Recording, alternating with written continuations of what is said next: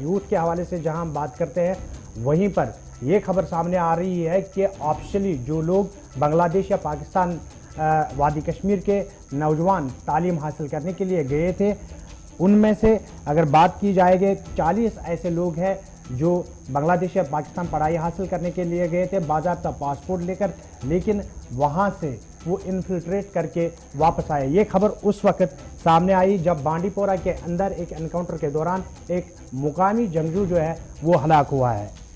Police की तरफ से और दीगर सिक्योरिटी एजेंसियों की तरफ से कुछ छानबीन की गई और इसमें पता चला है कि 40 ऐसे नौजवान थे जो कश्मीर वादी से या जम्मू से कुछ का ताल्लुक था, जो सरहद के उस पार गए थे, बांग्लादेश भी गए और पाकिस्तान भी गए, वैलिड पेपर्स पे गए थे, दस्तावेजात इनके पास बिल्कुल वैलिड थे, कोई यहां से गलती करके और सरकार की इजाजत के बाद गए थे। काम जो इनने हवाला दिया था, कुछ स्टडीज की गर्ज से गए थे, कुछ दीगर कामों को लेकर, लेकिन इन सभी लोगों में से 28 ऐसे लोग हैं। सिक्योरिटी एजेंसीज की तरफ से जो रिपोर्ट पेश की गई है, उस रिपोर्ट में खुलासा हुआ है कि 40 ऐसे नौजवान 2015 और 2019 के बीच में जो पाकिस्तान और बांग्लादेश गए थे, 28 उनमें दरअंदाजी करके मिलिटेंट्स बन के और तरबियत हासिल करने के बाद वहां से वापस आए। ऑफिशियल कंफर्मेशन जो इस पर हुई है, 100 के करीब ऐसे नौजवान हैं जम्मू कश्मीर के जो पाकिस्तान गए वैलिड वीजा लेकर, लेकिन कम मियाद के अंदर इन वीजों को खत्म हो जाना था और उसके बाद वापस नहीं आए, या कई लोग इनमें से लापता आज तक हैं। पिछले एक प्रोग्राम में आपके सामने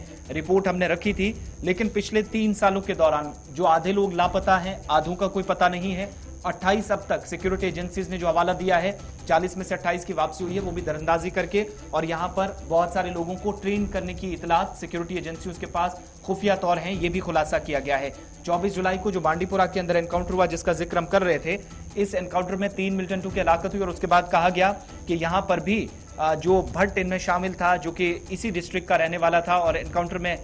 हलाक हुआ था। सिक्योरिटी एजेंसीज मानती हैं कि भट्ट की तरफ से टारगेट किया गया उस्मान मजीद या फॉर्मर मिलिटेंट रहे और उसके बाद सियासत में इन्होंने कदम रखा है, उनको टारगेट किया गया, निशाना बनाया गया उनको माजी में कई बार। तो ये भी उन्हीं 28 में से एक था जिसने इस तरह की कोशिश की है। सिक्योरिटी एजेंसियों के इस खुलासे के मुताबिक तकरीबन 1 अप्रैल से पिछले 6 सालों के दौरान कुछ नौजवान शोपियां से, कुलगाम से, अनंतनाग जिले से या जुनूबी अजला से, जो कि पाकिस्तान या बांग्लादेश तो गए थे, लेकिन वापस जब वो आए, वो दरअंदाजी करके कुछ ग्रुप्स की शक्ल में आए और मिलिटेंसी का रास्ता अख्तियार कर लिया। चलिए, ये बात हो रही थी उन नौजवानों के हवाले से जिन्होंने बाज़ाब्ता तौर पर पासपोर्ट हासिल करके, यानी ये सिक्योरिटी एजेंसीज का मानना है कि पासपोर्ट हासिल करने के बाद जहाँ वो बांग्लादेश और पाकिस्तान पढ़ाई या दूसरे कामों के लिए गए थे और उसके बाद वो इन्फिल्ट्रेट करके यानी मिलिटेंट बन के वापस